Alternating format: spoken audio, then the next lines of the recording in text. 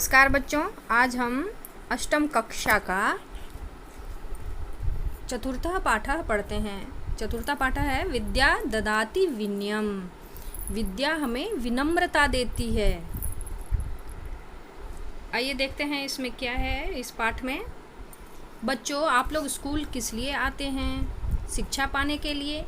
शिक्षा क्यों आवश्यक है? योग्य बनने के लिए। किस योग्य? धनार्जन के योग्य। क्या धनार्जन ही शिक्षा का उद्देश्य है? ऐसे सवाल हमारे मन में उठते हैं। सद्गुणों का विकास भी आवश्यक है, वह भी योग्यता है।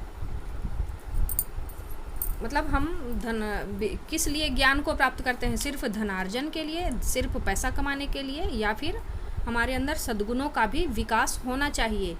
तो आइए हम देखते हैं कि विद्या का सही मायने में क्या अर्थ होता है। तो इस पाठ का शीर्षक हम पहले ही देख रहे हैं, विद्या ददाति विनयम। विद्या विनम्रता प्रदान करती है।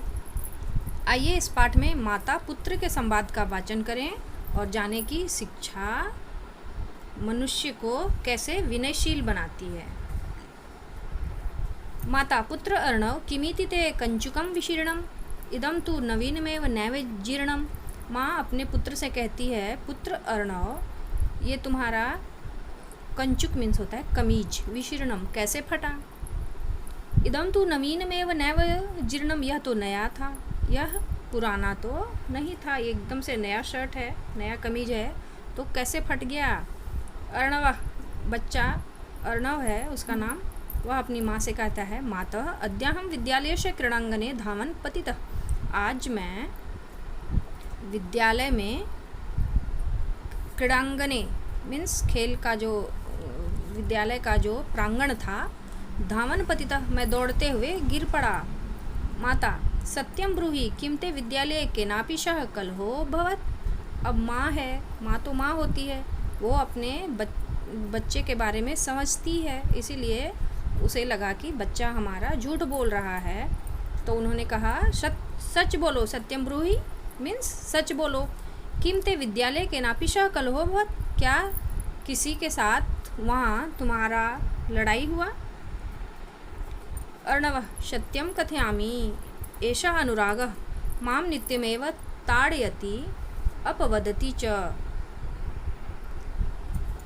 अब अर्णव कहता है, सत्य कहा आपने, एषः अनुरागः, यह अनुराग है, मां नित्यमेव ताड़यति अपवदति च, मुझे प्रतिदिन मारता है और गलत बातें बोलता है। अपवदति मीन्स गालियाँ देता है। अद्य मया चिंतिता शठे शाठ्यम समाचरेत। तो आज मैंने सोचा कि क्यों ना जैसे को तैसा करें, जो जैसा उसके साथ हम वैसा ही व्यवहार करें। माता कहती, वत्स किम न जानासि विद्या ददाति विनयम विनयाते याति पात्रताम इति। क्या बच्चे, क्या तुम नहीं जानते हो, विद्या हमें विनम्रता देती है, और विनम्रता हमारे अंदर जब आता है तभी हम पात्र होते हैं। विनय के बाद ही हमारे अंदर पात्रता आती है। अर्णव जानामि माता अहमपि नास्मि कलह प्रिय। अब अर्णव कहता है, जानता हूँ माँ, अहमपि नास्मि कलह प्रिय, मैं भी लड़ाई झगड़ा करने में विश्वास नहीं रखता हूँ, मुझे लड़ाई करना अच्छा नहीं लगता है। परम आर्जवम ही न कुटलेसु नीति, लेकिन सीधापन, जो टेढ़े लोग होते हैं उनके पास सीधापन ये अच्छी नीति नहीं होती है। नीति भवेत, यह सीधापन जो होता है टेढ़े लोगों के साथ, जो कुटिल स्वभाव के लोग होते हैं उनके साथ ज़्यादा सीधापन अच्छा नहीं होता है। माता कहती है, स्वभावेन त्वं शांति प्रियोषि, तुम तो स्वभाव से शांति प्रिय हो। अतएव तवेदम कलहयुक्तम व्यवहारम अवगम्य चिंतिता अहम। माँ अपने बच्चे को कहती है कि तुम तो स्वभाव से शांति प्रिय हो, इसलिए तुम्हारा कलहयुक्त व्यवहार देखकर जानकर मैं चिंतित हूँ। अब अर्णव अपनी माँ से कहता है, माता यदि कश्चित् नित्यम कलहम कुर्यात् तर्हि अहम किम कुर्याम। यदि कोई प्रतिदिन लड़ाई करे तो फिर मैं क्या करूँ। माता कहती है नहीं वैरे न शाम्यन्ति वैरानी इति स्मरे। नहीं वैरे न शाम्यन्ति, किसी के साथ वैर करने से वैर शांत नहीं होता है। ये चीज़ तुम्हें हमेशा ध्यान में रखना चाहिए। अर्णवः तत्क्षम्यतां माता नहीं कलहे न शांति सिद्ध्यति इति स्मरिष्यामि। तभी अर्णव अपनी माँ से कहता है क्षम्यतां माता, माँ आप हमें क्षमा करें, नहीं कलहे न शांति, कलह करने से लड़ाई करने से कभी शांति नहीं मिलती है। सिद्ध्यति इति स्मरिष्यामि, मैं ये हमेशा याद रखूँगा कि लड़ाई करने से कभी भी शांति नहीं मिलती है। माता कहती है पुत्र सुयोग्योसी त्वयि में पूर्णः विश्वासः। वह कहती है पुत्र तुम सुयोग्य हो और त्वयि में पूर्णः विश्वासः, मैं तुम में पूरा विश्वास कर सकती हूँ, मैं तुम्हारे ऊपर पूरा विश्वास करती हूँ कि तुम सुयोग्य हो और मेरी बात को मानोगे। अर्णवः अहं मातु विश्वास पात्रमस्मि इति विज्ञाय चित्तम प्रसन्नम। अब अर्णव को लगता है कि मैं अपनी माँ का विश्वास पात्र हूँ और यह जानकर उसका मन बहुत ही प्रसन्न हो जाता है। माता त्वं में स्नेह पात्रमपि माता पुत्रे सदैव स्निह्यति। माता कहती है तुम मेरे स्नेह पात्र हो भी, माता पुत्रे सदैव स्निह्यति, कोई भी माँ अपने बच्चे को कभी गलत नहीं कहती है, वो हमेशा अपने बच्चे को स्नेह ही करती है। अर्णव, अब अर्णव कहता है मातः अद्य अस्माभिः संस्कृत पुस्तके पठितं नमन्ति फलिनः वृक्षाः नमन्ति गुणिनो जनः। अर्णव कहता है कि माँ आज ने संस्कृत के पुस्तक में पढ़ा नमन्ति फलिनो वृक्ष, फल वाले जो फल से भरे हुए वृक्ष होते हैं वो नीचे झुक जाते हैं, और नमन्ति गुणिनो जनः, जो गुणी लोग होते हैं उनके अंदर भी नम्रता होती है। माता सत्यमेतत् वयं विनयशीलाः भवेम गुणिजनाः सदा विनम्राः भवन्ति। माँ कहती है सत्य है, हम सबको हमेशा विनयशील होना चाहिए, क्योंकि गुणी जन जो होते हैं, जो गुणवान लोग होते हैं, वो हमेशा विनम्र रहते हैं, वो कभी भी उनके अंदर अकड़ नहीं होता है, उनके अंदर कभी भी घमंड नहीं होता है। गुणी लोग हमेशा विनयशील होते हैं। अर्णवः मातः अहम तुभ्यं प्रतिजानामि सदा विनीतः भविष्यामि इति। अब अर्णव अपनी माँ से कहता है अहम तुभ्यं प्रतिजानामि, मैं तुम्हारे सामने प्रतिज्ञा करता हूँ, सदा विनीतः भविष्यामि इति, कि मैं तुम्हारे सामने यह प्रतिज्ञा करता हूँ कि मैं हमेशा विनम्र ही रहूँगा। माता आयुष्मान भव पुत्र विनयशीलः भव। माँ अपने बच्चे से कहती है आयुष्मान भव मीन्स तुम्हारी आयु लंबी हो और तुम हमेशा विनम्र बने रहो। अर्णवः मातः अनुगृहीतोऽस्मि भवती माम सर्वदा सन्मार्गम दर्शयामि। अर्णव कहता है माँ मैं आपका अनुगृहित हूँ, आप हमेशा हमें सन्मार्ग पर जाने के लिए हम शिक्षा देती हैं, या फिर हमें हमेशा सन्मार्ग की तरफ ही जाने को आप हमें अग्रसर करती हैं, इसलिए मैं आपका अनुगृहित हूँ। तो बच्चों आज ये पाठ पूर्ण होता है। इसमें हमने क्या देखा कि विद्या से कैसे हमारे अंदर विनम्रता आती है, और अगर आपके अंदर विनम्रता नहीं है तो समझें कि आपके अंदर अभी भी ज्ञान नहीं है। अब यहाँ कुछ ध्यातव्य में हम देखते हैं। मातृ शब्द के रूप व प्रयोग यथा माता मातरम मातु इत्यादि का प्रयोग हुआ है इसमें मातृ शब्द का। इस पाठ में विधिलिंग लकार में धातु रूप जैसे कि आया है इस पाठ में कुर्यात कुर्याम भवेम इत्यादि, ये सभी क्या हैं विधिलिंग के धातु रूप। विधिलिंग का प्रयोग विधि विधान अर्थात चाहिए के अर्थ में होता है। यथा वयम विनयशीला भवेम, हम सबको विनयशील होना चाहिए। विभक्ति प्रयोग जिससे स्नेह हो उसमें सप्तमी विभक्ति लगती है। यथा माता पुत्रे स्नेहयति, माता और पुत्र के बीच में यहाँ स्नेह का संबंध दिखाया जा रहा है तो उसमें क्या लगता है सप्तमी विभक्ति लगती है। जिस पर विश्वास हो उसमें भी सप्तमी विभक्ति लगती है। अब सप्तमी विभक्ति का प्रयोग जिस पर विश्वास हो उसमें भी होता है। यहाँ कुछ संधि शब्द दिए हुए हैं जैसे कि किमिति किम जोड़ इति, नवीनमेव नवीनम जोड़ एव, नित्यमेव नित्यम। हम सब मिलके पढ़े। आप इसे थोड़ा एक बार और पढ़ें और इसे समझें। धन्यवाद। करते हैं इसमें हम क्वेश्चन और आंसर बनाएंगे। सबसे पहले है मौखिकम। मौखिकम में आप इसे संस्कृत में बनाएंगे। इसको यहाँ हिंदी में लिखा हुआ है और आप इसे संस्कृत में बनाएंगे। जैसे कि सबसे पहले है फटा हुआ। फटा हुआ का संस्कृत क्या होता है? विशीर्णम, फलदार वृक्ष। फलंती वृक्षा, क्षमा कीजिए, क्षम्यताम। अब इसके आगे आपको स्वयं करना है। क्वेश्चन नंबर 1, एक पदेन उत्तरम दीयताम। हम इसमें एक पद में उत्तर देंगे। अर्णवः धावन कुत्र अपतत, विद्यालय मार्गे क्रीडांगने। अब हमने पाठ में पढ़ा था कि वह अपनी माँ से क्या बोला था कि क्रीडांगने अपतत। तो यहाँ पे सही क्या होगा? सही आंसर होगा क्रीडांगने। विद्या कम ददाति, शीलम आर्जवम विनयम। विद्या ददाति विनयम, सही आंसर होगा विनयम। विनयात् मानवः काम लभते पात्रताम। कीदृशाः जनाः विनम्रा भवन्ति गुणीजनाः। कीदृशाः वृक्षाः नमन्ति फलिनः या फिर फलयुक्ताः। इसको हमने यहाँ टिक लगाया है और अब हम इसी सही का टिक जिसमें लगा हुआ है उसको हम इसमें भरेंगे। परस्परम मेलनम क्रियताम।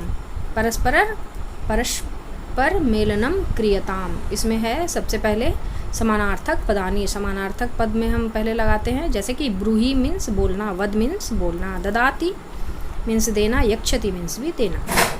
फलिना मीन्स भी फलदार वृक्ष, फलयुक्ता मीन्स फलदार वृक्ष। याति गच्छति दोनों का मतलब सेम होता है। समाचरेत कुर्यात दोनों का मतलब सेम होता है। अवगम्य और विज्ञाय या फिर ज्ञात्वा, ये सभी समानार्थक शब्द हैं। अब है दूसरा विलोम पदानी। अब विलोम एक दूसरे से उल्टा, जैसे कि है नवीनम का उल्टा क्या होता है? जीर्णम। नवीनम मीन्स नया और जीर्णम मीन्स पुराना। नित्यम यदा कदा। कलह प्रिय शांति प्रिय। सत्यम मिथ्या। गुणिनः गुणहीना। तुभ्यम मह्यम। इस तरह से हमारा क्वेश्चन नंबर 2 कंप्लीट होता है। क्वेश्चन नंबर 3 को हमने आपकी सुविधा के लिए एक पेपर में लिखा है। अब आइए देखते हैं इसमें क्या है। एक वाक्येन उत्तरत दीयताम। सबसे पहले है क्वेश्चन नंबर 1, अनुरागेन सह अर्णवस्य कलह किमर्थम भवति। अनुराग के साथ अर्णव का कलह किस कारण होता है? अनुरागः अर्णवस्य सह नित्यमेव अपवदति ताड़यति च। अनुराग जो है वह अर्णव के साथ प्रतिदिन गलत व्यवहार करता है, गलत बातें बोलता है और उसे मारता है। अर्णवः तस्य कुटिल व्यवहारम अवगम्य चिंतितम। अर्णव उसके कुटिल व्यवहार को जानकर एक बार सोचा, सठे साठ्यम समाचरित। उसने सोचा कि जैसे के साथ वैसा हमें करना चाहिए और इस तरह से दोनों के बीच में कलह छिड़ जाता है। क्वेश्चन नंबर 6 है अर्णवः किम विचार्य अनुरागेन सह कलहम करोति। तो इसका सही आंसर होगा अर्णवः विचार्य अहमपि नास्मि कलह प्रिय। अर्णव ने सोचा, विचार किया कि मैं भी कलह प्रिय नहीं हूँ। परम आर्जवम ही न कुटिलेषु नीति भवेत। लेकिन सीधापन जो कुटिल होते हैं उनके साथ सही नीति नहीं है। शठे साठ्यम समाचरित, जैसे के साथ वैसा ही करना चाहिए। अब क्वेश्चन नंबर ग, अर्णवः मात्रे किम प्रतिजानामि। अर्णव ने अपनी माँ से क्या प्रतिज्ञा किया? अर्णवः मात्रे प्रतिजानामि मातः अहम सदा विनीतः भविष्यामि इति। अर्णव ने अपनी माँ से प्रतिज्ञा किया कि माँ मैं हमेशा विनीत विनयशील बना रहूँगा। ये क्वेश्चन नंबर 3 का आंसर हमने लिखा है। अब क्वेश्चन नंबर 4 है पाठांसं पठत अधो दत्तान प्रश्नान च उत्तरत। इसे हम पढ़ेंगे और इसमें से कुछ क्वेश्चन है उसका हम आंसर देंगे। जैसे कि एक पदेन उत्तरत में है का विनयम ददाति, तो इसका सही आंसर होगा विद्या। नरः कस्मात् पात्रताम इक्षति विनयात्। केन वैरानी न शाम्यन्ति वैरेन। एक है पूर्णवाक्येन उत्तरत अर्णवस्य माता किमर्थं चिंतिता। अर्णवः शांतिप्रियः आसीत् परं कलहयुक्तं व्यवहारम् अवगम्य तस्य माता चिंतिता आसीत्। अर्णव कैसा था? शांतिप्रिय था, लेकिन उसका एक दिन शर्ट का फटना और उसके दोस्त के साथ लड़ाई होना, इसे कहते हैं कलहयुक्तम व्यवहारम। यह जानकर उसकी माता बहुत ही चिंतित थी। भाषिक कार्य में हम देखते हैं इसमें क्या करना है। स्नेहेन इति पदस्य किंग विपरीतार्थक पदम अत्र प्रयुक्तम, स्नेह का विपरीतार्थक क्या होता है? वैर, वैरेन। अवगम्य, अत्र कह धातु कह प्रत्यय, अवगम्य है गम धातु और त्वा ल्यप प्रत्यय है इसमें। नाश्मी, रिक्त स्थान की पूर्ति करना है। नाश्मी को हम संधि विच्छेद करेंगे तो होता है ना जोड़ अश्मी, नास्मी। अहम अपि, अहम जोड़ अपि, अहम अपि। कह जोड़ चिद, इसको हम संधि करेंगे तो ये हमारा बन जाता है कश्चिद। तव जोड़ इदम को हम संधि करते हैं तो ये हमारा बनेगा तवेदम। यदि कश्चिद नित्यम कलहम कुर्यात् तर्हि इति वाक्ये। अभी इसमें हमें अलग अलग क्वेश्चन का आंसर देना है। जैसे कि सबसे पहले है नंबर 1, कुर्यात् क्रियापदस्य कह कर्ता। कुर्यात् क्रियापद का कर्ता कौन है? कश्चिद, नित्यम या फिर कलहम। यहाँ पे कर्ता क्या है? कश्चिद कोई। कुर्यात् क्रियापदे कह धातु कह च लकार। कुर्यात् जो है क्रियापद, उसका धातु कौन सा है? तो बच्चों आप यहाँ देखिए, क्री धातु है और लकार कौन सा है? विधिलिंग लकार है। क्वेश्चन नंबर 3, अत्र किम अव्यय युग्मम प्रयुक्तम। यहाँ पे कौन सा अव्यय युग्म प्रयुक्त किया हुआ है? यहाँ पे हम फिर से देख लेते हैं एक बार क्वेश्चन नंबर घ। यदि कश्चित नित्यम कलहम कुर्यात् तर्हि इति वाक्ये। यदि और तर्हि जो है ये हमारा अव्यय युग्म इसमें प्रयुक्त हुआ है। तो हमारा क्वेश्चन नंबर 4 का क ख ग घ कंप्लीट होता है। अब हम चलते हैं क्वेश्चन नंबर 5 की तरफ। क्वेश्चन नंबर 5 में क्रियापद से उचित विधिलिंग रूप रिक्त स्थाने पूर्यत। यहाँ पे उचित विधिलिंग के रूप से रिक्त स्थान को हमें भरना है। जैसे कि पठन काले पठेत, क्रीड़ा काले च क्रीडेत। कदाचित मम मित्रम अद्य आगच्छेत, यहाँ से ब्रैकेट में है लिखा हुआ, उससे हम विधिलिंग को चुनेंगे और बीच में हम यहाँ जहाँ खाली स्थान है हमारा वहाँ हम भरते हैं। जनाः परस्परम स्नेहेन वसंतु या फिर वसेयुः। वसंतु जो हमारा वह प्रथम पुरुष है लट लकार, लेकिन वसेयुः जो है वो विधिलिंग है। त्वं शोभनानि पुस्तकानि पठा, त्वं शोभनानि पुस्तकानि पठेतम जो है वह विधिलिंग है, तो हम यहाँ भरते हैं पठेतम। वयम गुरुजनानां समादरम कुर्याम। ये कुर्याम हमारा यहाँ हलंत लगा हुआ है, इसलिए यही कुर्याम सही है।